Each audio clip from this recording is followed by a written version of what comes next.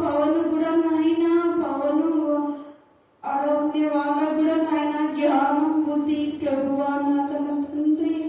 శత్రువులను మిత్రులను చేయి ప్రభువా నా కన్న తండ్రి. నీకు వందనాలు సూత్రాలు మహిమలు చెల్లిస్తీయా మా కన్న తండ్రి. ప్రభువా నువ్వు ప్రతి కారణంలో నన్ను ముందుండి నడిపించయ్యా మా కన్న తండ్రి. నాయన మాకు శక్తి బలం ఆరోగ్యం దయచేయి తండ్రి. నా తండ్రి చిన్నపిల్లల ఆరోగ్యం కూడా నాయన వాళ్ళని బలమైన హస్తంతో ముట్టు ప్రభువా.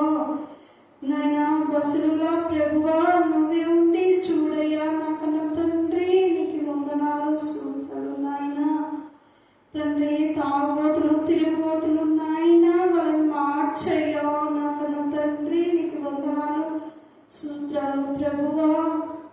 నాయన తండ్రి నువ్వు ఏది అదే తీసుకుంటాం ప్రభువా నా కన్న తండ్రి. నీకు వందనాలు సూత్రాలు నాయన తండ్రి. కరుణాకర అమ్మ వాళ్ళ అమ్మను వాళ్ళ నాయనని నా బలమైన హస్తంతో ముట్టు ప్రభువా తండ్రి.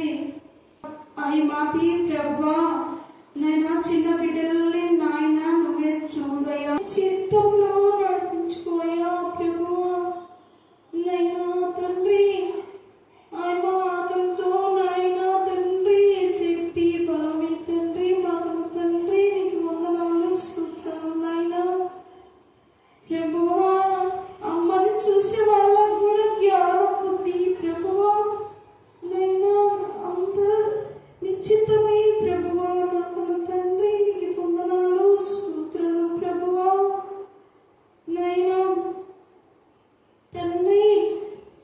ఇక్కడ ఎందరో నాయన జ్ఞానం లేని వాళ్ళకి జ్ఞానం తెప్పించినది కూడా వందనాలు ప్రభువా నా తండ్రి. నీకు వందనాలు సూత్రాలు ప్రభువా తండ్రి. పాటలు నేర్పించినది కూడా వందనాలు ప్రభువా తండ్రి. మాకు బలం శక్తి ఇచ్చినది కూడా వందనాలు ప్రభువా నైనా. ఈ పాటల్లో తప్పుంటే ప్రభువా క్షమించి పరిశుద్ధ నామములో అడిగి వేడుకుంటున్నాం నా పరమ తండ్రి. ఆమేన్ ఆమేన్ ఆమేన్. తండ్రి మీ కృపా ప్రేమ మహేశ్వరుడు నారాయణ ప్రశస్తమైన మీ సన్నిధానంలో బలింపబడిన బలిపిన రక్తాన్ని బట్టి మేము స్థుతిస్తున్నాం. ప్రత్యేక రీతిలో దేవా మా పితరులు నా ప్రభా పెద్దలు విశ్లేషించిన ప్రభా మీరు ఇష్టమైన కృపణ భారతదేశానికి మీరు పంపించి దేవా మా రాయలసీమ ప్రాంతంలో అతన్ని మీరు కనికరించిన విధానం బట్టి మీ ప్రశస్తమైన రక్తంలో బలింపబడిన గొడవల రక్తాన్ని నా ప్రభా ఈ యొక్క మూడు ప్రాంతంలో నా ప్రభా మీరు ప్రోక్షించిన విధానం బట్టి మీకు వందనాలు స్తోత్రం చెల్లిస్తున్నాం. దేవా నీ రక్తం యొక్క విలువను తెలుసుకుని నా ప్రభా అనేకులకు ఆ విలువను తెలియజేయాలని ఉద్దేశంతో నా ప్రభా మరి అతన్ని కానివ్వండి నా ప్రభా జాన్సన్ గిబ్సన్ గారు ఇంకా అనేక మంది దైవచనులు నా ప్రభా ఇక్కడికి నడిపించారు. మేము స్థుతించబోతుండగా మీ ఆత్మశక్తితో మరి నింపమని ప్రార్థిస్తాం. వాక్యం వాక్శక్తితో మార్చమని ప్రార్థిస్తాం. వాక్యం బయట వెళ్తున్నప్పుడే వాక్యం మానసిక శారీరక రుగ్మత నుంచి విడిపించమని ప్రార్థిస్తున్నాం. దేవా ఉత్సవాలు జరగడం కాదు కానీ నా ప్రభా ప్రతి మీటింగ్ జరిగినప్పుడంతా కూడా వాక్యం విన్నప్పుడంతా కూడా రివైవల్ కలుగుతామని ప్రార్థిస్తాం. మనుషుల మార్పు కలుగుతామని ప్రార్థిస్తాం. ఇది పరిశుద్ధమైన సంఘం రోజు కూడా దేవుడి సంఘం కాబట్టి రోజు కూడా అంతమే నీ బిడ్డలుగా నీ సాక్షులుగా మీ సాధనగా మీ ప్రతినిధులుగా మీ సైనికులుగా ఉండడానికి మీ కృపా సాందాయించమని ప్రార్థిస్తున్నాం. దేవాశత వార్షికోత్సవంలో నిత్య వాగ్దానం ఆమేన్ ఆమేన్. మరి శుక్రవారం యొక్క ప్రార్థన కూటము ఎప్పుడు నిరాటంకంగా దేవుడు జరిగిస్తున్న దేవుడికి వందనాలు చెల్లిస్తాం. Thank you Jesus, thank you Jesus, thank you Jesus, thank you Jesus, thank you father, thank you father, thank you father. Praise the Lord, hallelujah. ప్రేమ నమ్మకం గల ప్రియ పరలోక తండ్రి మీ కృపా ప్రేమ మహదేశం బట్టి మా నాయన ప్రశస్తమైన మీ సన్నిధానాలకు వదిలిపబడిన గొడవల రక్తానికి ఎంత స్తుతించా కూడా తక్కువే ప్రభా. ఈరోజు మరి మా అందరి చర్చుడే దేవ నా ప్రభాతంలో నీకు మహిమకరమైన విధానంలో 130వ సంఘ వార్షికోత్సవ సందర్భంగా మమ్మల్ని అక్కడ నడిపించి తిరిగి కరుణాపీఠంలో చేరి నీ వాక్యంను మా తండ్రి ప్రకటించే ఈ గొప్ప ధన్యత ఇచ్చినందుకు ఎంత స్తుతించినా కూడా తక్కువే.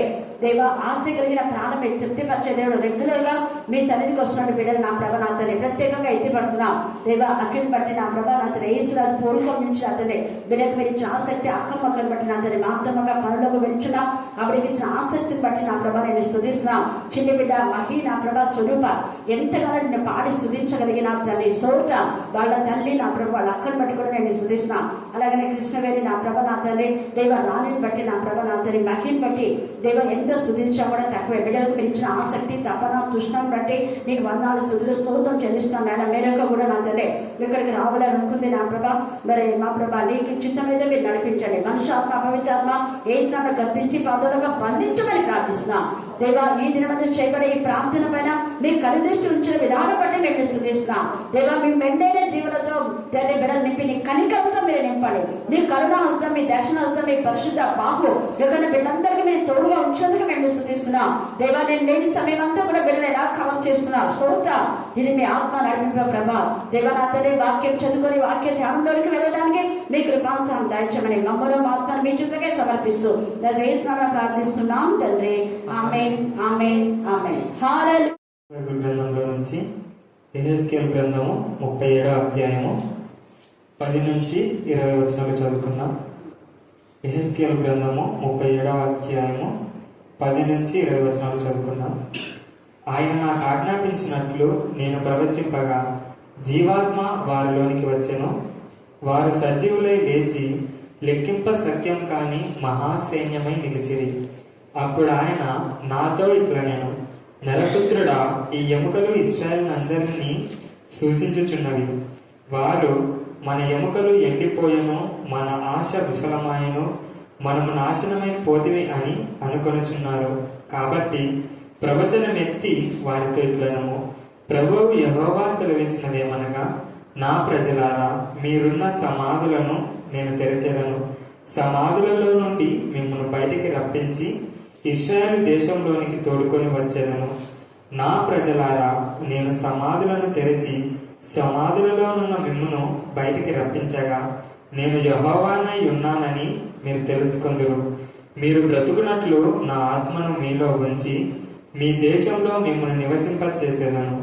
యెహోవానగు నేను మాట ఇచ్చి దానిని నెరవేర్తునని మీరు తెలుసుకొందురు. ఇదే యెహోవా వాక్కు. మరియు యెహోవా వాక్కు నాకు ప్రత్యక్షమై ఇలాగు సెలవిచ్చెను, నరపుత్రుడా, నీవు కర్ర తునకాయ ఒకటి తీసుకొని దాని మీద యూదా వారిదనియు వారి తోటి వారు ఇశ్రాయేలీయులదనియు పేర్లు వారాయము. మరి ఒక తునక తీసుకొని దాని మీద ఎఫ్రాయిమునకు తునక అనగా యోసేపు వంశస్థులకనియు వారి తోటి వారు ఇశ్రాయేలు వారందరికీ అనియు వ్రాయము. అప్పుడది ఏకమైన తునకయగునట్లు ఒకదానితో ఒకటి జోడించుము. అవి నీ చేతిలో ఒకటే తునకయగును.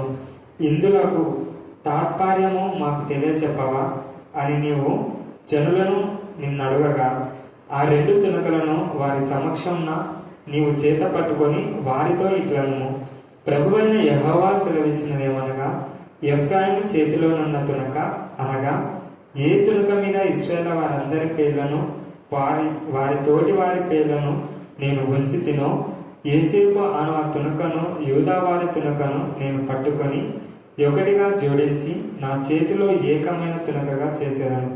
ఇట్లుండగా వారికి ఇలాగు చెప్పుము, ప్రభువైన యెహోవా సెలవిచ్చినదేమనగా, ఏ అన్యజనులలో ఇశ్రాయేలీలు చెదరిపోయిరో ఆయా అన్యజనులలో నుండి వారిని రక్షించి వారు ఎచ్చటెచ్చట ఉన్నారో అచ్చట నుండి వారిని సమకూర్చి వారి స్వదేశంలోనికి తోడుకొని వచ్చి వారికి మీదట ఎన్నటికి 2 జనములుగాను 2 రాజ్యములుగాను ఉండకుండునట్లు ఆ దేశంలో ఇశ్రాయేలు పర్వతముల మీద వారిని ఏకంగా చేసి వారికందరికీ ఒకే రాజుని నియమించేదను. దేవుడి పరిశుద్ధ వాక్యం దీవించి ఆశ్రయించాను. ఆమె ఏది చెప్పండి, మళ్ళీ చెప్పాలి. మన ఆశ అంటే మీరందరి వాక్యం కోసం ఎంత ముందుగానే వచ్చింది అక్క. మరి పోలికల నుంచి వచ్చినాడు కదా, అక్కడ చర్చలే జరుగుతున్నా కూడా అంటే మీరందరూ రోజు ఆధ్యాత్మికంగా ఎదుగుతున్నా అక్కడనే మేము ఆశీర్వాదం పొందుతాం. అఖిల్ కూడా పోకిల్ అన్న నేను సరే వాక్యం విన్నాక నాకు ఫోన్ చెప్పినాను, మీరు కూడా వాక్యం విన్న తర్వాత వెళ్ళొచ్చు. ఎందుకంటే అక్కడ అన్ని ఎన్నో ప్రోగ్రామ్స్ వాక్యం ఎప్పుడో 3 సార్లు అవుతుందో నాకు తెలియదు. కానీ ఇక్కడ నిజంగా వచ్చిన మీకు అందరిని బట్టి దేవుడు ఏమంటున్నా అంటే, ఈరోజు మీరు ఏమనుకున్నారో నాకు తెలియదు. నేను అనుకున్నది నాకు నెరవేర్చినాడు, మీరు అనుకున్నది మీకు నెరవేర్చినాడు. ముఖ్యంగా మా అక్క మేరక్క వాళ్ళందరూ కూడా చర్చిలో దేవుని మహిమపరచాలి, ఘనపరచాలి. అలాగే నిన్నటి దినాన వెళ్ళి ప్రార్థన చేయడం జరిగింది. మరి అందరూ కూడా ఒక్కటే చెప్తున్నారు, అక్క బుధవారం కూడా మీరు బైబిల్ స్టడీ తీసుకోవాలి. నేను ఇంకా వాళ్ళకి వేస్తాను చెప్పలేదు, దేవుని చిత్తం అని. ఎందుకంటే ఇక్కడ క్రమంగా జరిగేదాన్ని మళ్ళీ మనం బ్రేక్ చేయకూడదు అనేది నా ఉద్దేశం. చెప్పగలిగితే ఒక బుధవారం మాత్రమే తప్ప ప్రతిరోజు ఇక్కడే ఉంటుంది, గుర్తు పెట్టుకోండి. అంతగా వాళ్ళు బ్రేక్ చేస్తే బుధవారం మాత్రమే ఉంటుంది, కానీ ప్రతిరోజు ఇక్కడ ఉంటుంది. శుక్రవారం రోజు 2 సార్లు జరుగుతుంది, ఆదివారం రోజు 2 సార్లు జరుగుతాయి. ఇది ఎవ్వరు అక్కడ ఏమి ఎక్కడెక్కడ కార్యక్రమాలు ఉన్నా కూడా ఇక్కడ ఖచ్చితంగా ఉంటాయి. అది ఎప్పుడు మొత్తం పెట్టుకొని మీరు వచ్చారు, అందుకు మీ ఆశ కూడా దేవుడు ఫలింపచేస్తారు. హల్లెలూయా, హల్లెలూయా, హల్లెలూయా. ఇక్కడికి వచ్చినప్పుడు నా ఆశ, దేవా నేను జీవిత పర్యంత వరకు నీ సేవ చేయడానికి కృప దయచేయండి. అయితే ఎన్ని సంవత్సరాలు ఎక్కడ ఎలా చేయాలో నాకు తెలియదు, అది నీ చిత్తానుసారంగా నువ్వు ఎక్కడికి నడిపిస్తే అక్కడికి వెళ్తానన్నాడు. అది నా ఆశ. దేవుడు అలాగనే అనేక రాష్ట్రంలో అనేక ప్రాంతంలో దేవుడు నడిపించాడు. ఈ యొక్క ఇండియా బార్డర్ వరకు కూడా, రాజస్థాన్ అక్కడంతా కూడా మరి ఎర్రకోట అవన్నీ ఉన్నాయి కదా, అక్కడి వరకు కూడా దేవుడు కృప. ముఖ్యంగా తిరుపతిలో చాలా సార్లు దేవుడు నన్ను వాడుకున్నాడు. కారణం ఏంటంటే నా ఆశ ఎక్కువగా అన్ని జనుల మధ్య దేవుని గణపరచాలి అని.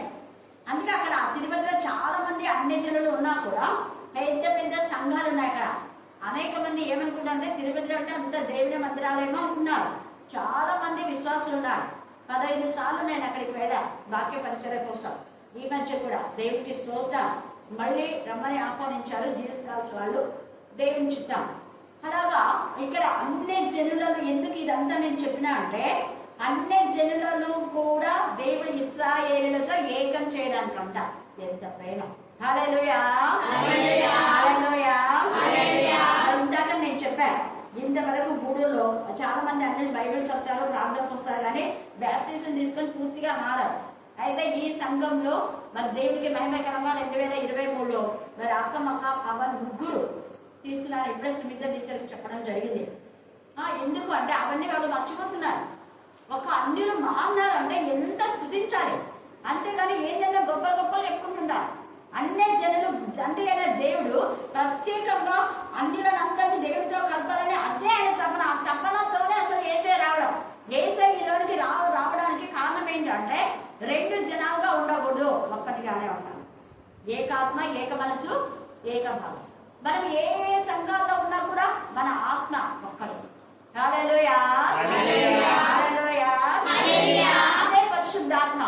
ఎందుకంటే ఎస్తేరు కూడా ప్రార్థనలో ఇద్దరు 2 వేరే స్థలాల్లో ప్రార్థన చేశారు. ఆ యొక్క రాజకోటలో ఎస్తేరు యొక్క మరి ఆ యొక్క చెలికత్తెలు, అలాగనే మొర్దెకై తన యొక్క మరి ప్లేస్ లో తను తన యూదులు అందరూ కలిసి ప్రార్థన చేశారు. ఇద్దరి ప్రార్థన దేవుడు వినే వాళ్ళకు జయం ఇచ్చినాడు. హల్లెలూయా, హల్లెలూయా, హల్లెలూయా. అలాగా మనం ఎక్కడ ప్రార్థన చేస్తున్నాం, ఎంతసేపు ప్రార్థన చేస్తున్నాం అన్నది ముఖ్యం కాదు. మన ప్రార్థన దేవునికి ఇష్టమైన విలువైన శ్వాసగా ఉండాలి. మనం జీవం గల ఆత్మ మనలో ఉంది. జీవం గల ఆత్మ మనలో ఉన్నప్పుడు మనం దేవునికి ఇవ్వాల్సిన ఆనర్ ఇవ్వకపోతే మనం జీవించున్న పేరు మాత్రం ఉంది, కానీ మృతులమే. మరి ఇక్కడ మృతతుల్యమైనటువంటి ఎముకలు మృతతుల్యం అయినా కూడా అవి జీవం గల ఆత్మతో మాట్లాడుతున్నాయి. అవి మాట్లాడుతుంటే వాడికి కూడా ఆత్మ ఉంది. ఆ తర్వాతనే జీవపు ఆత్మ వచ్చింది. చూడండి, మాట్లాడే ప్రతి దానిలో జీవం ఉందా లేదా చెప్పాలి, ఉందా లేదా? మాట్లాడే ప్రతి దాంట్లో జీవం ఉంది. అవి అనుకుంటున్నాయట ఎండిపోయిన ఎముకలు. మనం ఎండిపోయిన ఎముకలు ఎవరి మాట వినని పోయిన ఎపిసోడ్ లో మనం చెప్పుకున్నాం. మరి ఈ రోజు మన ఆశ విఫలం కాదు అనే అంశం పైన మనం మాట్లాడుతున్నాం, ధ్యానం చేసుకుంటున్నాం. ఈ ఎముకలు అనుకుంటున్నాయట మన ఆశ విఫలమైందే అనుకుంటున్నాయట. 10వ వచనం చదవమా. ఆయన నాకు ఆజ్ఞాపించినట్లు నేను ప్రవచించగా. మనము దేవుడు చెప్పినట్టుగా చేయాలి. మన సొంత ప్రయత్నాలు చేస్తే ఏది ఫలవంతంగా ఉండదు. మళ్ళీ చెప్తున్నాం, దేవుడు చెప్పింది ఎప్పుడైతే మనం చేస్తామో మన జీవితానికి ఎంత ఆశీర్వాదమో అంత ఆశీర్వాదం. అందుకనే దేవుడు చెప్పిన విధానంలో ఇక్కడ ఏమాత్రం కూడా అనుమానము, సంశయము, అపనమ్మకం లేకుండా యెహెజ్కేలు నేను ఎలా మాట్లాడాలో దేవా ఎండిపోయిన ఎముకలతో అన్నా, దేవుడు చెప్పినట్టు చేద్దాం. అందుకని ఆయన ఆజ్ఞాపించిన ప్రకారమే నమ్మకంతో, విశ్వాసంతో అక్కడ ప్రకటిస్తూ ఉన్నాడంట. చదువు. జీవాత్మ వారిలోనికి వచ్చాను, జీవము వారిలోనికి వచ్చాను. చూసావా ఎంత గొప్ప! ఒక మానవుడు ఎండిన ఎముకలతో మాట్లాడి ఎండిన ఎముకల మీలోకి జీవాత్మ వచ్చిందాక అన్నాడు. ఒక్క మాటలో జీవాత్మ వచ్చేసింది. మన విశ్వాసం బట్టి దేవుని ఆత్మ మన జీవితంలో కార్యాలు చేస్తుంది. అలాగనే పరిశుద్ధాత్మ శక్తి మనలో ఉన్నప్పుడు, పరిశుద్ధాత్మ శక్తిలో మనం పూర్ణంగా అయినప్పుడు, పరిశుద్ధంగా మనం ప్రార్థన చేసినప్పుడు, శుద్ధ హృదయంతో విశ్వాసంతో ప్రార్థన చేసినప్పుడు సెకండ్లలో దేవుడు అద్భుతం చేస్తాడు. హల్లెలూయా, హల్లెలూయా, హల్లెలూయా. అలాగనే అదే ఇక్కడ ఉన్నటువంటి కృష్ణవేణిలో కూడా ఈ దురాత్మ నయమే దేవా ఆమె నీ బిడ్డగా మార్చబడింది కాబట్టి దురాత్మ కేకలు వేసుకుంటే వెళ్ళిపోయింది, పడేసి కింద పడేసింది. ఇంకా చాలా మంది దురాత్మలు వచ్చిన వాళ్ళు వెంటనే దేవునికి లోబడ్డారు. అంతకుముందు నా సహోదరి సుశీల దేవి ఆమె భయంకరమైన విగ్రహాలజీకురాలు. అస్సలు క్రైస్తవులు అంటే ఆమెకు నచ్చదు. అలాంటి ఆమెలో దురాత్మ పోయి దేవుని ఆత్మతో నింపబడి మంచి సేవ శిశు చర్చిలో మరి కొన్ని సంవత్సరాలుగా ప్రతి మొదటి శుక్రవారం ఆమె పరిచయం చేసింది. అనేక మంది అన్నిటిలో కూడా తన ఉపాధ్యాయులు కూడా ఎంతో మందిని ఇక్కడ తీసుకుని వచ్చి ప్రేర్ చేయించింది. హల్లెలూయా, హల్లెలూయా, హల్లెలూయా. అదే పాస్టర్ జాషువా మధుమతి వాళ్ళ యొక్క అక్క, వాళ్ళంతా అన్నిలే, కానీ ఇక్కడికి వచ్చినాక మారినారు వాళ్ళు. అలాగా మనం ఎప్పుడైతే విశ్వాసంతో చేస్తామో ఆ యొక్క కఠిన హృదయాలు కూడా దేవుడు మార్చేస్తాడు. ఇక్కడ జీవాత్మ వచ్చిందంటే వాళ్ళు లెక్కింప శక్యం కానీ మహాసైన్యమే ఏం చేసినంట నిలిచి అనేది అనుదయం చేస్తుంది. కట్ చేసి ఎక్కడంటే ఎక్కడ పడిన ఎముకలు నిలుస్తాయా? కానీ మాట ఎంత శక్తి చూడాలి.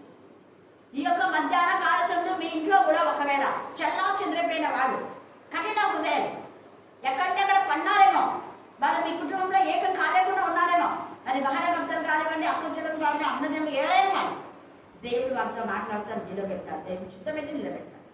అన్ని ఎముకలకు ఈ మాట చెప్పలేదు. ఇశ్రాయేలీలో వీళ్ళకి మాత్రమే, వీళ్ళు ఇశ్రాయేలు దేవుడి ప్రజలు. మిగతా అన్ని సమాజుల దగ్గర చెప్పాలా దేవుడి మాట? వీళ్ళకి మాత్రమే. యేసు ప్రభు చనిపోయి తిరిగి లేచే వరకు అన్యులే, వాళ్ళకి మాట లేదు. కానీ అబ్రహాము యందు విశ్వాసం నుంచి దేవుని యందు భయభక్తి గల వాళ్ళ యొక్క మరి సమాధులన్నీ కూడా తెరచబడి పరిశుద్ధుల శరీరాలు మాత్రమే లేచారు. అంటే వీళ్ళు పరిశుద్ధులుగా ఉన్నారు. అయితే అన్యులు ఎంతగానో వీళ్ళని బాధ పెట్టినందుకు వీళ్ళు చచ్చిన సేవల ఎముకలై ఇంకా మన ఆశ విఫలమైంది కదా అనుకున్నారు. కానీ దేవుడు అంటున్నాడు లేదు, విఫలం కాలేదు, వీళ్ళు లెక్కింప చక్యంగానే మహా సైన్యమే నిలిచినారు. చదువు. అప్పుడు ఆయన వారితో ఇట్లా నేను నరపుత్రుడా ఈ ఎముకలు ఇశ్రాయేల్ అందరినీ సూచించుచున్నది. అన్ని ఇశ్రాయేల్ అందరినీ చూచుచుందో అంట. వారు మన ఎముకలు ఎండిపోయాను, మన ఆశ విఫలమాయను, మనం నాశనమై పోతిమని అనుకుంటున్నారు. అక్కడ నయోమి కూడా ఇంకా మా బతుక అయిపోయింది, భర్త చచ్చిపోయినాడు, 2 కుమారులు చచ్చిపోయినాడు, ఇంకా మోయాబులో శపితమైన విధానంలోనే మన బతుకులు ఉంటాయని అనుకునింది. కానీ దేవుడు రూతు ద్వారా నూతన జీవాన్ని కలుగజేశాడు. పశ్చాత్తాపం చాలా ముఖ్యం. వీళ్ళు కూడా పశ్చాత్తాపడుతున్నారు. కానీ పశ్చాత్తాపం ద్వారా దేవుడు వాళ్ళ ఆశను నెరవేరుస్తూ ఉన్నాడు. అలాగనే యెషయా 11వ అధ్యాయం 1-2 వచనాలు. యెషయా 11. యెషయి మొద్దు నుంచి చిగురు పుట్టును, వాని వేరుల నుంచి అనేది అండర్లైన్ చేసుకోండి. వేరుంది అక్కడ. ఒకవేళ నువ్వు నీ జీవితం 3 బారి ఎండిపోయి మొద్దులాగా ఉన్నావు, ఇప్పుడైనా కన్నీటి ప్రార్థన ఆ వేరుకు పోయి ఆ వేరుకు నీరు తగిలింది, వాక్యమైన నీరు తగిలింది. ఎండిన నీ జీవితానికి వాక్యం తగిలినప్పుడు, ఎండిపోయిన ఎముకలు లేచినప్పుడు ఎండిన నీ జీవితాన్ని దేవుడు సరిచేస్తాడు. పరిశుద్ధమైన చిగురది. అంటే దేవుడు ఎందుకు ఎండగొట్టేశాడు? దేవుడికి విరోధంగా గర్వంతో, అహంకారంతో, ఉద్యోగం ఉంది కదా, బాగా చదువుంది కదా, ఇంకా అది కాదా ఇది కదా అని కొంచెం డిగ్రీ అయిపోతే బీఎడ్ సీట్ వచ్చిందని, ఎంఏ సీట్ వచ్చిందని డాక్టర్లో ఎచ్చులు పట్టుకుంటాం. ఇప్పుడు నిజంగా ఆయన జయమేరి మరి ప్రసాద్ ఎంత నమ్మకంతో వాళ్ళ కొడుకు డాక్టర్, నా కొడుకు డాక్టర్ అని గర్వించాలి. వెళ్ళే వాళ్ళని పిలిచి ప్రార్థన చేయించుకొని చూడండి ఎంత ఆశ. అక్క బాబు కూడా పక్కన చూడండి, మీరే చూడాలి. ఎందుకంటే పెద్ద కొడుకు విషయంలో అద్భుతం చేస్తారు. అనేక దురాత్మలు శోధించినప్పటికీ అద్భుత రీతిగా ఇది విడిపోతుంది. దేవుడు ఈ బాబా ఇప్పుడున్న కోడలతో జరిగించాడు. మంచిది. హల్లెలూయా, హల్లెలూయా. అందుకు వాళ్ళకి ఒక నమ్మకం. నీ నమ్మకాన్ని దేవుడు ఉంచాడు. అయితే నువ్వు దేవుడికి విరోధంగా చేసినందుకు వేరైపోయాము, కట్టయిపోయినాయి. కొమ్మ ప్రార్థన చేయి. దేవుడు మళ్ళా కలుపుతాడు. కలుపుకోవాలనుకుంటే కలుపుతాడు. వద్దు వాడు దేవుడికి విరోధాన్ని మేం చేస్తాడు. ఓర్ప దేవుడికి విరోధే కలవదా రుచి కలిసింది. నీ కోడలు నేను దేవుడు ఏది భయభక్తి గల కోడలు అయితే ఖచ్చితంగా దేవుడు కలుపుతాడు. ఆమె బుద్ధి మాత్రమే వేట్ చేస్తాడు దేవుడు. నేను కూడా అదే ప్రార్థన చేస్తాను. దేవ వాళ్ళ బుద్ధి కుటుంబాలను పాన్ చేసే కోడలు అయితే వద్దు ప్రభా వీళ్ళని దూరం చేయంటాడు. ఎందుకు వాళ్ళు మారకుండా భ్రష్టత్వానికి అప్పగించాడు. ఇస్కరియోతు మారలా. నేను ఎప్పుడే మారదు. కొంతమంది కొందరు కోడలు అలాగనే ఉంటారు. అత్తలు గౌరవించారు. ఎవరో కొంతమందే కానీ అత్తలు బాధ పెట్టేది చాలా మటుకు కోడళ్ళే ఎక్కువగా అత్తలను బాధ పెడుతున్నారు. ఈ సమయంలో మనం జ్ఞాపకం చేసుకోవాలి. దేవుడు యెషయా వద్ద నుంచి చిగురుకుని అరణ్యం లాంటి నీ జీవితాన్ని, అడగడానికి నీ జీవితాన్ని, మరి ఎండిపోయిన నీ జీవితాన్ని దేవుడు ఖచ్చితంగా ఎండమావులు మడుగులో ఉన్ననే యెషయా 30 యెషయాలో చాలా బ్లెస్సింగ్స్ ఉన్నాయి. యెషయా 35:1-5 చదవండి. యెషయా 58లో ఎన్ని బ్లెస్సింగ్స్ ఉన్నాయి. యెషయా 41:10, యెషయా 43:2, యెషయా 46, యెషయా 56 అయితే చంద్రుడు ఎండిన చెట్టు అనుకోకూడదు అంటాడు. ఎంత వాగ్దానం. నపుంసకులనే వాళ్ళందరినీ దేవుడు తన కుమారుగా కుమార్తెలుగా చేసేసుకున్నాడు. యెషయా 56 అంతా మీరు చదవండి. వాళ్ళు మేము పనికి రాని వాళ్ళం, ఈ లోకంలో వాళ్ళు పనికి రాని వాళ్ళని తోసిస్తారు. కానీ దేవుడు అంట వాళ్ళని ఏర్పాటు చేసుకొని వాళ్ళను కొడుకులు కూతుళ్ళు అనిపించుకుంటే శ్రేష్టమైన పేరు వాడికి పెట్టాను.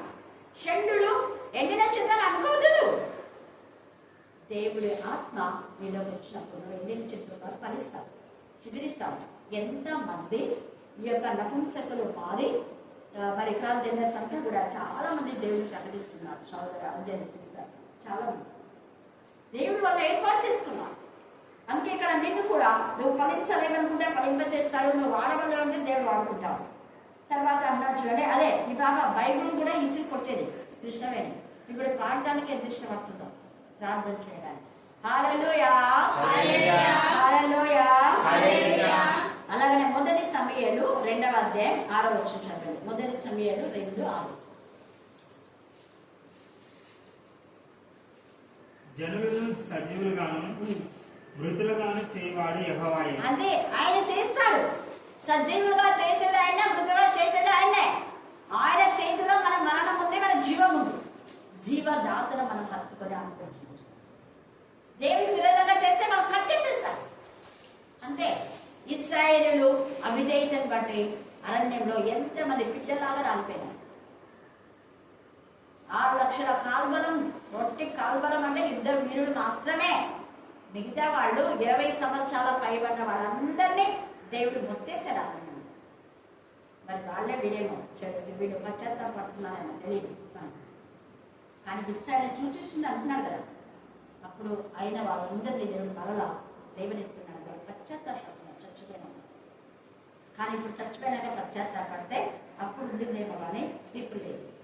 ఇప్పుడు యేసయ్య బ్రతికి ఉన్నప్పుడే మన జనన మరణ పునరుద్ధానములు యేసయ్యలో ఉన్నాయని మనం తెలుసుకొని యేసయ్యను ప్రకటించిన వారికే అద్భుతం. హల్లెలూయా, హల్లెలూయా, హల్లెలూయా.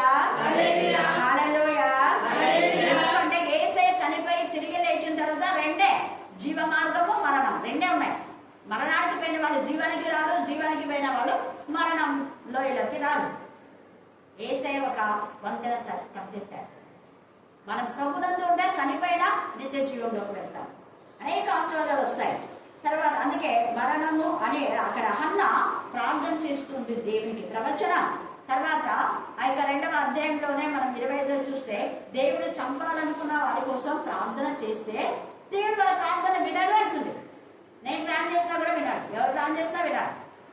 కారణం దేవునికి విరోధమైన పాపం, దేవుని సన్నిధికి వస్తామని రాకుండా అబద్ధాలు చెప్తే దేవుని సన్నిధిని చూసివేస్తే వాళ్ళకి ఎప్పుడు ప్రాణం వస్తుందో తెలియదు. వాళ్ళు చావాలని దేవుడు నిర్ణయిస్తే ఎవరు ప్రార్థన చేస్తే వాళ్ళకి క్షమాపణ దొరకదు. అంత ఇదిగా ప్రవచన రూపకంగా అన్న అక్కడ 2:25 చదవండి. 2వ అధ్యాయం 25 నరునికి నరుడు తప్పు చేసిన ఎడల దేవుడు విమర్శ చేయను కానీ ఎవరైనా యెహోవా విషయంలో పాపం చేసిన ఎడల, ఎంత బాగా, ఎవరైనా యెహోవా విషయంలో పాపం చేసిన ఎడల వాని కొరకు ఎవడు విజ్ఞాపన చేయను. ఎప్పుడు విజ్ఞాపన చేస్తారో చేస్తా వినాడు దేవుడు. ఇది అండర్లైన్ చేసుకొని చదవండి. దేవుడు వాళ్ళని వాళ్ళని బ్రతికించుదేవా, వాళ్ళని యాక్షన్ నుంచి కాపాడన్నా కూడా కాపాడు. యాక్షన్ జరుగుతుంది. దేవుని పిల్లలైతే కాపాడు. మళ్ళా దేవుని పిల్లలు కదా కాపాడని మళ్ళీ ఎక్స్ట్రా చేస్తే మళ్ళా మొదటి గుండెలోకి వెళ్తారు. జాగ్రత్త. కొంతమంది విర్రమికి దేవుని విరోధంగా చేసినారు. నాకు చేసి పలాని వాళ్ళు భయంకరమైన మరణం నుంచి అంతా ముఖమంతా చిట్లిపోయింది, ఇదంతా నుదంతా ఇదైపోయింది. 10, 12 ఏళ్ళ పుట్టాడు. చాలా పుట్టాడు కన్నాయండి. ఒక దైవజనుడే విర్రవీగినాడు. ప్రస్తుతం హాస్పిటల్లో ఉన్నారు. వాళ్ళ కుటుంబానికి ఇంకా దేవుడు ఏం చేసినా కూడా వాళ్ళ పశ్చాత్తాపం అనేది. నేనన్నా పశ్చాత్తాపం ఉందా? లేదు కదా. పశ్చాత్తాపం ఉంటే దేవుడు క్షమిస్తాను. ఎన్ని జరిగినా పశ్చాత్తాపం లేకపోతే భ్రష్టత్వానికి ఇస్కరియోతు ఎక్కడికి పోయినాడు? భ్రష్టత్వం. చాలా బాధాకరమైన విషయం. కొందరిలో పశ్చాత్తాపం వస్తే ఇప్పుడున్నటువంటి సంఘ పెద్దల సెక్రటరీ ఎంత పశ్చాత్తాపం, ఎంత ఇదిగా చెప్పారు. ఆ మినిట్స్ చదివేటప్పుడు ఊరికే చెప్పిన నాన్న పేరే కానీ సంఘానికి ఏం చేసింది చెప్పలేదు. 3 సార్లు వచ్చారు, 4 సార్లు వచ్చారు. ఆ మాటల్లో ఇంత క్రూరమైన మెసేజ్. ఇప్పుడున్న వాళ్ళ పేరు చూస్తారు చూడండి. అక్కడ ఏమన్నాడు? గతంలో పూర్వమంది ఎవరేం చేస్తున్నారో అది చెప్పండి మీ వాళ్ళకన్నారు. ఇప్పుడున్న వాళ్ళు కాదు. ఇక్కడ వాళ్ళందరూ అదే వాళ్ళకు వినిపిస్తారు. తర్వాత మనం యెషయా 26లో కూడా చూస్తే ఎవరి మనస్సు నీ మీద ఆనుకున్నా వాళ్ళకు ఉన్న శాంతి. ఇప్పుడు వీళ్ళ మనస్సు దేవుని మీద ఆనుకుంది కాబట్టి వీళ్ళకి శాంతి కలుగజేసి వాళ్ళ ఆశ విఫలం కాకుండా, నయోమి ఆశ కూడా విఫలం కాదా? నయోమి నేను ఇశ్రాయేలు దేశానికి వెళ్ళాను, నేను చేసిన తప్పు, పశ్చాత్తాపడింది. ఆమె ఆశను దేవుడు నెరవేర్చాడు. యోసేపు ఆశ, మా అన్నలు తెలియక తప్పు చేశారు, మళ్ళా నేను మా తండ్రిని మా అన్నను నేను చూడాలని బిగ్గరగా ఒక స్థలం చూసుకొని అందరు ఎదుట చేస్తారా? మనమైతే అందరూ చేస్తారే ఒకరు ఎదుట ఉంటాం. అందరి ఎదుట మనం ఏడ్చుకోకూడదు. అందరి ఎదుట ఏడ్చాలి. ప్రార్థన చేయాల్సింది ఏంటంటే రక్షణ కోసం. ఒక రక్షణ కోసం మన పేరు పెట్టేస్తే వేరే వాళ్ళు కూడా వాళ్ళ రక్షణ కోసం ఏడుస్తారు. ఊరికే చిన్న దానికి ఏడవడం కాదు. అక్కడ యోసేపు బిగ్గరగా ఏడ్చాడు. యోసేపు కన్నీటికి జవాబుగా తండ్రిని, అన్నదమ్ములను, బెన్యామీను గోత్రం దేవుడు అసలు చనిపోవలసినటువంటి బెన్యామీను దేవుడు కాపాడినాడు. బెన్యామీను గోత్రం నుంచే కింగ్ సౌలు వస్తాడు. బెన్యామీను గోత్రికురాలే ఈ యొక్క ఎస్తేరు కూడా చూస్తే మనం బెన్యామీను గోత్రికుడే అపోస్తలుడైన పౌలు. హల్లెలూయా, హల్లెలూయా, హల్లెలూయా, హల్లెలూయా. బెనోని అని ఏడుపు పుత్రుడు అని పెడుతుంది ఆమె తల్లి. కానీ అలాగా మరి ఈమె పెడితే రాహేలు వాళ్ళ నాన్న బెన్యామీను 2 ఏడుకోవడం అభిషిక్తుడు అవుతామని బెన్యామీన్ అని పెట్టారు యాకోబు. తర్వాత అందుకని ఇక్కడ ఎవరి మనస్సు దేవుని పైన అనుకుంటే మనకు అప్పుడు ఆశీర్వాదం అన్నమాట. అందుకనే ఇక్కడ సామెతలు 14:17 చదవండి. సామెతలు 14వ అధ్యాయము తీసిన వాళ్ళు ఎవరైనా చదవండి. త్వరగా కోపపడేవాడు త్వరగా ఊరుకోకనే మన ఇంట్లో ప్లేట్లన్నీ ఇసిరి పడేసుకుంటారు. దేవుని విషయంలో మన కోపం రాదు, దోషం రాదు. దేవుడు కూడా కోపన్నాడు. ఎన్నిసార్లు వాళ్ళు చేసిన తప్పులకు ఓర్చుకొని కోపం. ఆయనకు రోషం ఎంత ఎవరు నిలవగలదో ఉంది. ఆయన కోపిస్తున్నాడు, మళ్ళా ప్రేమిస్తున్నాడు, కోపిస్తున్నాడు, ప్రేమిస్తున్నాడు. ఎన్నిసార్లు కోపడుతున్నాడు దేవుడు? పశ్చాత్తాపడతారు, మనం దేవుని కోపం చూపిస్తారు. రగులుందంట ఆయన కోపం. చూసారా? మానవుని కోపపడదు కానీ పాపము చేయడు. పాపం చేయడు. పాపము అంటే దాని అర్థమైంది దేవుని సన్నిధికి రాకపోవడమే పాపం, ప్రార్థించకపోవడమే పాపం, వాక్యం చదవకపోవడమే పాపం, ఇన్ టైంలో దేవుని గణపరచకపోవడమే పాపం, దేవునికి వస్తే ఆదరణ ఇవ్వకపోవడమే పాపం. హల్లెలూయా, హల్లెలూయా, హల్లెలూయా.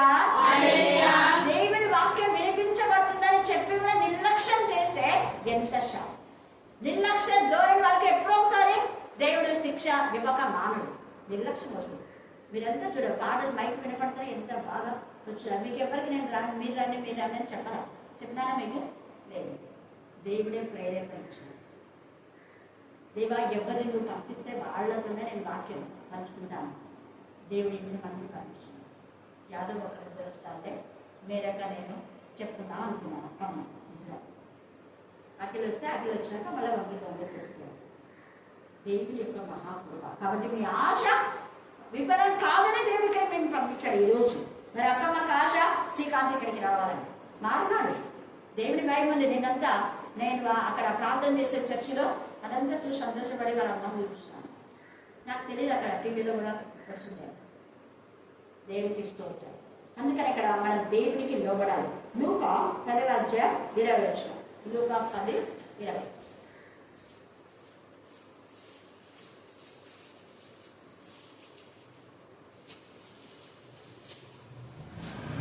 అయినను దయ్యములు మీకు లోబడుచున్నవని సంతోషింపక మీ పేర్లు మన పేర్లు పరలోకమందు వ్రాయబడి ఉన్నాయని సంతోషించడానికి వారితో చెప్పాను. అది మన సంతోషం. ఈ యొక్క ఉదయకాల సమయమందు మరి సంఘ వార్షికోత్సవ సందర్భంగా మన సంఘ వార్షికోత్సవ సందర్భంగా మనం ఒక నిర్ణయం తీసుకోవాలి. గిప్సంతర గారు 84వ అధ్యాయం కీర్తన శతవార్షికోత్సవంలో వారు నానాటికి బలాభివృద్ధి నుంచి ప్రయాణం చేదురు అనే ఆ చర్చి వాగ్దానమే నీకు వాగ్దానంగా నేను చర్చిలో వాడుకుంటాడు అన్నాడు. ఆయన వాగ్దానం మేరకు 35 సంవత్సరాలుగా బైబిల్ స్టైల్లో స్థిర కుటుంబంలో దేవుడు వాడుకున్నాడు. కానీ అది దేవుడి దగ్గర ఉంది. ఇక్కడ విశ్వాసం గాజులే కొంతమంది మర్చిపోయినా చాలా మందికి గుర్తుంది. దేవుని దగ్గర అందుకు సంతోషిస్తాను. 35 సంవత్సరాలు వాడబడినామని నేను అడిగాను. దేవా నీకు మహిమకర వాగ్దానం నెరవేర్చడం నా సంతోషం. మనం ఎక్కడ ఏం చేసామనేది దేవుడు చెప్పాలి. అక్కడ ఇక్కడ ఏదైతే చదివినారో అవన్నీ తప్పుడు ఇదని చెప్పి దేవుడు చెప్పేస్తారంటే నిజమైన రిపోర్ట్ అక్కడ గ్రంథంలో దేవుడు రాస్తున్నాడు. హల్లెలూయా, హల్లెలూయా, హల్లెలూయా. అందుకని ఇక్కడ 12 చదువు 37:12. కాబట్టి ప్రవచనం ఎత్తి వారితో ఇట్లను ప్రభువు యెహోవా సెలవిచ్చినదేమనగా చూడండి ఎంత బాగా వీరు ఇశ్రాయేలు ప్రజలు అన్నారు. మళ్ళీ నా ప్రజలారా మీరున్న సమాధులను నేను తెరిచాను. మీరు సమాధిలాగా ఉన్నారా? ఎందుకు బతుకుతున్నాం అనుకున్నారా? దేవుడు మీకు మంచి జీవిస్తాడు, మీకు నిత్య జీవిస్తాడు. మీ పేరు జీవ గ్రంథంలో రాస్తాడు. పరలోకంలో ఉంటారు మీరు. దేవుడిలో ఆనందిస్తారు. ఎందుకు మానక మీరు వస్తున్నారు? పండగ రోజు పండగ క్రైస్తవులుగా లేరు మీరు. పిల్లలు ఎంత ఆసక్తి మహిళ కానివ్వండి, చిన్నదైనా కూడా చిన్నారి ఇంకా హిందూ బిందు వాళ్ళంతా కూడా 6:30 అయితేనే రుచి దగ్గర ఎవరి పంట వాళ్ళు అసలు నేను చెప్పకుండానే బైకులు తీస్తారు, మ్యాక్స్ చేస్తారు. దేవుడు తీస్తారు. చూడండి, సమాధుల్లో నుండి మిమ్మల్ని బయటికి రప్పించి ఇశ్రాయేలు దేశంలోనికి తోడుకొని వచ్చేదను. నా ప్రజలారా నేను సమాధులను తెరిచి సమాధుల్లో ఉన్న మిమ్మల్ని బయటికి రప్పించగా నేను యెహోవానై ఉన్నానని మీరు ఏం చేస్తుంటారు? అది తెలుసుకున్నాక మనం ఎంత బాగా చెప్తున్నాను ఆత్మదేవుడు. తర్వాత అంటున్నాడు చూడండి, బ్రతుకున్నట్లు నా ఆత్మను మీలో ఉంచి మీ దేశంలో మిమ్మల్ని నివసింప చేసేదను. యెహోవానకు నేను మాట ఇచ్చి దాన్ని నెరవేరుతానని మీకు తెలుసుకోండి. నెరవేరుతానని తెలుసుకోవాలి. మనం తెలుసుకునే వారంలో ఉన్నామా? ఏస్కేలు 28:18 కూడా ఈ యొక్క అపవాది తెలుసుకోలేదు. దేవుని యొక్క దేవుడు ఇంతగా ఆశీర్వదించాడు. ఆ యొక్క నిజంగా లూసిఫర్ కెరూబులలో ఎంతగా ఆశీర్వదించబడింది తెలుసుకోలేదు. దేవుని అవమానపరిచింది. అందుకనే అవమానం నరకంలో పడుతుంది. దేవుని పిల్లలు అవమానపరిస్తే వాళ్ళకు కూడా అవమానం. గుర్తుపెట్టుకోవాలి. చదవడం 15. మరియు యెహోవా వాక్కు నాకు ప్రత్యక్షమై ఇలాగ సెలవిచ్చాను, నరపుత్రుడా, నీవు కర్ర తునకలు ఒకటి తీసుకొని దాని మీద యూదా వారిగానియు వారి తోటి వారు ఇశ్రాయేలు గానియు పేర్లు వ్రాయము. 2 పేర్లు రాయమన్నాడు. 2 తునకలు తీసుకోమన్నాడు. ఒక దానిపైన యోసేపు సంతతి, ఇంకొక దానిపైన ఇశ్రాయేలు. అంటే ఎప్పుడైతే దేవునికి విరోధమైన విధానంలో కింగ్ సొలొమోను వాళ్ళ కొడుకు రెహబాము చేశాడో రాజ్యం విభాగింపబడింది. అలాగనే సొలొమోను కూడా అన్ని స్త్రీలతో వెళ్ళాడు. దేవునికి కోపం వచ్చేస్తుంది. అంత ఆశీర్వాదం దేవుడు ఇస్తే మర్చిపోయాడు. దేవుని మర్చేలా చేశారు ఆ స్త్రీలు. ఈ మధ్యాహ్నం ముందు కొందరు స్త్రీలు కుటుంబంలో భయంకరమైన రాక్షసులాగా తయారవుతుంటారు. భయంకరమైన దేవుడికి విరోధమైన విధానం. ఆ స్త్రీలు అంతగా ఆత్మీయంగా ఉన్న సొలొమోను రాజు పడగొట్టేశారు. తద్వారా రాజ్యము విభాగించబడింది. ఇప్పుడు మళ్ళా యేసయ్య ద్వారా ఐక్యం చేస్తున్నారు. అది ముందు ప్రవచనమే. 2 తునకలుగా ఉన్న ఒక్కటి నీ చేతిలో చేస్తారు. ఇప్పుడు ఇశ్రాయేలీయులు, అన్యులు అందరూ కలిసి యేసయ్య సంతతి. హల్లెలూయా, హల్లెలూయా, హల్లెలూయా, హల్లెలూయా, హల్లెలూయా. క్రీస్తు వంశావళిలో దేవుడు చేరుస్తున్నాడు. ఎంత గొప్ప కృప! అదే ఈ యొక్క 15 నుంచి 27 దాకా చదివితే ఆ మర్మం అదే. ఎంత తెలుగు మాట్లాడుతున్నాడు. 22 చదవడమా? చదువు. వారిక మీదట ఎన్నటికి 2 జనములుగాను 2 జనములుగాను 2 రాజ్యములుగాను ఉండకున్నట్లు ఆ దేశంలో ఇశ్రాయేలు పర్వతముల మీద వారిని ఏక జనంగా చేసి వారికి అందరికి ఒక రాజుని ఒక్క రాజునే. ఆ రాజు ఎవరు? రాజైన క్రీస్తు జననం మనం ఇక 1 నెలలో చూస్తున్నాం.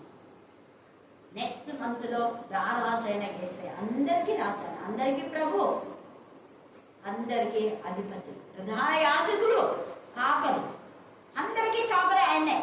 ప్రధాన కాపరి, ప్రధాన యాజకుడు, నిరంతర యాజకుడు, రాజులకు రాజు, ప్రభులకు ప్రభు, దేవతలకు దేవుడనే తండ్రి కుమార పరిశుద్ధాత్మలు పిలువబడతారు. ప్రతి నాలుక, ప్రతి మోకాలు ఆయన నా పేట పంపవలసింది. అందుకే ఇక్కడ అంటున్నాడు కదా ఎంత చక్కగా, నా సేవకుడైన దావీదు వారికి రాజు అంటే దావీదు యొక్క వంశం.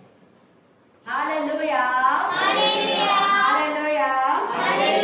ఇప్పుడు మనం అనుకోవచ్చు ఇదేంటి దావీదు ఎక్కడో చనిపోయినాడు కదా, రాజుల గ్రంథంలో దినవృత్తాంతంలో ఉన్నాడు, శామ్యూయేల్లో ఉన్నాడు, మరి ఇక్కడ యెహెజ్కేలు కదా, ఇదేంటి అంటే ఈ దావీదు యొక్క వంశమే ఆ యేసు ప్రభువు. అందుకనే దావీదు పట్టణమందు లేడు రక్షకుడు మీ కొరకు దానికి మీకు ఆనవాళ్ళు. ఒక శిశువు పొత్తిగుంటే పనికి రాని చింకిపాత, పనికి రాని మన జీవితాల్లో ఆయన చేతిలోకి తీసుకున్నాడు. పనికి రాని చింతి పాపంతో ఆయన చుట్టేశారు. ఆయన శరీరం అంతా రక్తంగా మార్చబడింది. కారణం తండ్రితో మనల్ని ఏకం చేయడానికి, తండ్రితో మనల్ని ఏకబంధంగా చేయడానికి, తండ్రితో సమకూర్చడానికి, వేరేనా కుటుంబాలను ఏకం చేయడానికి యేసయ్య మధ్యవర్తిగా మీడియేటర్గా ఉన్నాడు.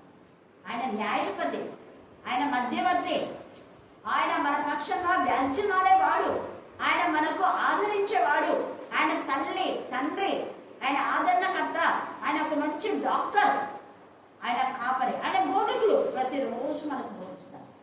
మనం విడివిడి ఒకటి సార్ వారికి వినబుద్ధి పుట్టిస్తానని కూడా ఉంది వాక్యం. అందుకనే ఇక్కడ నా సేవకుడైన దావీదు వారికి రాజు, వారికి అందరికీ కాపరే. ఇది కాపరి ఎవరంటే ఒక్కడే ఎండును, వారు నా విధులను అనుసరించురు, నా కట్టలను గైకొని ఆచరించు. మీరంతా విధులు మనం అనుకున్నాం. ప్రతిరోజు 7 నుంచి 9 దాకా ప్రార్థన, అలాగే శుక్రవారం 12 నుంచి మనం 3 దాకా ప్రార్థన అనుకున్నాం. ఈరోజు దేవుడి చిత్తమైతే చర్చిలో వినడానికి పోయే వాళ్ళకు మరి 2:30 లోపే నేను ముగించాలనుకుంటున్నాను. మీరు కూడా కొంచెం సేవ అక్కడ సంఘంలో పాల్గొందాలన్న ఉద్దేశంతో మాత్రమే. అలాగనే సండే మన 11 నుంచి మరి 1:30, 2 దాకా. ఇవి మన ప్రోగ్రాం ఏవి బ్రేక్ కాదు, దేవుడి యొక్క కృప. అందుకని ఇక్కడ అంటున్నాడు కదా, అక్కడ అంటున్నాడు చూడండి, చదువు 25. మీ పితరులు నివసించినట్లు మీ పితరులు నివసించినట్లు నా సేవకుడైన యాకోబునకు నా సేవకుడైన యాకోబునకు నేను ఇచ్చిన దేశంలో నేను ఇచ్చిన దేశంలో వారు నివసించురు. వారి పిల్లలను వారి పిల్లలను వారి పిల్లల వారి పిల్లల పిల్లలను అక్కడ నిత్యము అక్కడ నిత్యము నివసించురు. నా సేవకుడైన దావీదు నా సేవకుడైన దావీదు ఎల్లకాలం వారికి అధిపతి ఎల్ల కాలము వారికి అధిపతి ఎల్ల కాలం అధిపతి అయిండు. నేను వారితో సమాధానార్థమైన నిబంధన, కొత్త నిబంధన, సమాధానార్థమైన నిబంధన చేసేదో అది నాకును వారికి నిత్య ఆ నిబంధన కొత్త నిబంధన. అందుకే ప్రభు బలలో ఆ యొక్క రక్తము ఇది కొత్త నిబంధన అన్నాడు. క్రీస్తు రక్తంలో ఏ మతమైనా, ఏ జాతి అయినా, ఏ కులమైనా, ఏ వంశమైనా, ఏ దేశమైనా క్రీస్తు ఒకటైపోతాం. మిగతా రక్తాలకు ఆ పవర్ లేదు. ఏసే రక్తంలో మనం ఏ జాతి అయినా క్రీస్తు వంశంలో చేర్చబడతాం. ఒక వంశంలో ఇంకొక వంశం చేరే అవకాశమే లేదు. ఒక మతంలో ఇంకొక మతం చేరే అవకాశం లేదు. రెడ్లు మరి వైశ్యులు ఒకటవుతారా? కాలేదు. రెడ్లు బ్రాహ్మణులు ఒకటవుతారా? కాలేదు. రెడ్లైనా బ్రాహ్మణైనా ఎస్టీ ట్రైబల్స్ ఎవరైనా క్రీస్తులో మంచి అనుబంధం నిబంధన. అందుకనే అంటున్నాడు ఆయన రక్తంలో మనకు కలిగి శుద్ధి చేసి ఆ యొక్క వంశంలో నుంచి ఆ జనన క్రమం అంటే మనం మనుషులుగా జన్మించిన తల్లి గర్భం నుంచి వచ్చిన ఆ జన్మ పాపంలో దేవుడు తీసివేసి మన పరిశుద్ధులుగా చేసి తన బిడ్డలుగా చేసుకుంటాడు. తన గుండెలో దాచుకుంటాడు, తన చేతిలో దాచుకుంటాడు, తన రెక్కల తన దాచుకుంటాడు. ఆయన మన కాపరి ఉంటాడు. రోజు కాపరి, రోజు నడిపిస్తాడు. మన యొక్క పోషణాదులను కూడా ఆనందిస్తాడు. మనం భయపడిన అవసరం 24 గంటలు కాపరి అనుకున్నాం. అదే నిబంధన. అందుకే అంటున్నాడు కదా, అది నాకును వారికి నిత్య నిబంధన. కొట్టివేయబడిన నిబంధన ఇదే. స్థిరపరిచేదను మిమ్మల్ని కూడా దేవుడు స్థిరపరుస్తాడు. చిన్నపిల్లలు ఉన్నారు, చక్కగా చదువుకొని మంచిగా దేవుడు స్థిరపరుస్తాడు. మీరు ఇల్లు కట్టుకొని స్థిరంగా ఉంటారు, స్థిరపరుస్తారు దేవుడు. వారిని విస్తరింపచేసి వారి మధ్య నా పరిశుద్ధ స్థలములు నిత్యము ఉంచేదను. నా మందిరం వారికి పైగా నేను వారి దేవుడై ఉందును, వారు నా జనుల ఇందును, మరియు వారి మధ్య నా పరిశుద్ధ స్థలము నిత్యము ఉండుటను బట్టి యెహోవానైన నేను ఇశ్రాయేలులను పరిశుద్ధపరచువాడనని అన్యులు తెలుసుకుంటారు. ఆయనే పరిశుద్ధపరిచారు. అందుకే దేవుని మందిరంలో పరిశుద్ధంగా వెళ్ళాలి. మనం పరిశుద్ధంగా వెళ్తే మందిరాలు పరిశుద్ధంగా ఉంటాయి. ఎన్ని మీటింగ్స్, ఎన్ని రిట్రీట్లు, ఎన్ని ఉత్సవాలు చేసుకున్నా మనం పరిశుద్ధంగా లేకపోతే మందిరాన్ని పాడు చేసినట్టే. అక్కడ మినిట్ చదివేవారైనా ఎవరైనా కూడా పరిశుద్ధంగా ఉండి చదవాలి, పరిశుద్ధంగా ఉండి వాక్యం చెప్పాలి, పరిశుద్ధంగా ఉండి ప్రార్థన చేయాలి. పరిశుద్ధులతో మందిరం నింపబడాలి. అదే దేవునికి మహిమ. దేవుడు ఈ వాక్య భాగం దీవించి ఆస్వాదించుగాక. ఆమేన్, ఆమేన్.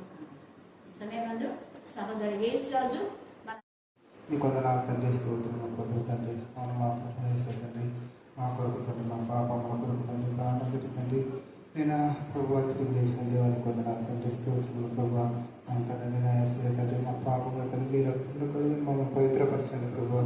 మా శాపములు దోషములను కొట్టి వెళ్ళేసరిగా నీ కొందనాలు తండ్రి స్తోత్రం ప్రభావ. మా తండ్రి నేను చెప్పిన వాక్యంలో తండ్రి మా హృదయంలో ఉంచడానికి కృప చూపించండి, సహాయం చేయండి తండ్రి. నేను నీ కొందనాలు తండ్రి స్తోత్రం ప్రభావ. నీ వాక్యం సరైన నడుచుటకు నేను కృప చూపించండి, సహాయం చేయండి తండ్రి. నేను తండ్రి నేను ప్రభావ చేసే తండ్రి మమ్మల్ని నీతిమంతులుగా చేసుకోవడానికి ప్రభావ మీరు ఇచ్చిన గొప్ప రక్షణ బట్టి నీ కొందనాలు తండ్రి స్తోత్రం ప్రభావ. ఇంకే స్తోత్రం తండ్రి నా తండ్రి తండ్రి ఇష్టం తండ్రి. నేను ప్రభావ సంఘంని కొనపరచండి, నేను స్థిరపరచండి. సంఘం నాటికి అభివృద్ధి పొందాలని కృప చూపించండి, సహాయం చేయండి. నేను ఇక్కడ వందనాలు తండ్రి స్తోత్రం ప్రభావ. అమ్మగారి తండ్రి పరిచయం తండ్రి దీవించండి తండ్రి, ఆశీర్వదించండి తండ్రి. నేను వందనాలు తండ్రి స్తోత్రం ప్రభావ. అంతని అమ్మగారితో ఎంత తండ్రి నేను ఆ ప్రభావ తెచ్చిన ప్రభావ అనుకుని తండ్రి స్తోత్రం ప్రభావ. ఇంకే స్తోత్రం తండ్రి మహిమ పొందండి. నేను వాక్యం ద్వారా పాటల ద్వారా నేను మహిమ పొందండి ప్రభావ. నీకే వందనాలు తండ్రి స్తోత్రం ప్రభావ. తండ్రి ఈ అవకాశం తండ్రి నాకు ఇచ్చిన విధానం బట్టి నీకు వందనాలు తండ్రి స్తోత్రం ప్రభావ. తండ్రి కన్నా బిడ్డ మీద నిష్ఠను తండ్రి ప్రతి ఒక్క బిడ్డను తండ్రి దీవించండి తండ్రి, ఆశీర్వించండి ప్రభావ. నీకు వందనాలు తండ్రి స్తోత్రం ప్రభావ. ఏ బిడ్డ ఏ ఆర్థికపరిచిన ప్రతి సమస్యలను తీర్చండి ప్రభావ. నీకు వందనాలు తండ్రి, స్తోత్రం ప్రభావ. అవును తండ్రి, నేను ప్రతి హృదయం తండ్రి వాంఛనంతని ఎరిగిన దేవుడు తండ్రి. నీకు వందనాలు తండ్రి, స్తోత్రం ప్రభావ. కృప చూపించండి అయ్యా, సహాయం చేయండి ప్రభావ. నీకు వందనాలు స్తోత్రములు చెల్లించుకుంటూ మీకు విన్నపం తండ్రి నదులనే శక్తి గల నామములో అడిగి వేడుకుంటున్నాం పరమ తండ్రి. ఆమేన్, ఆమేన్.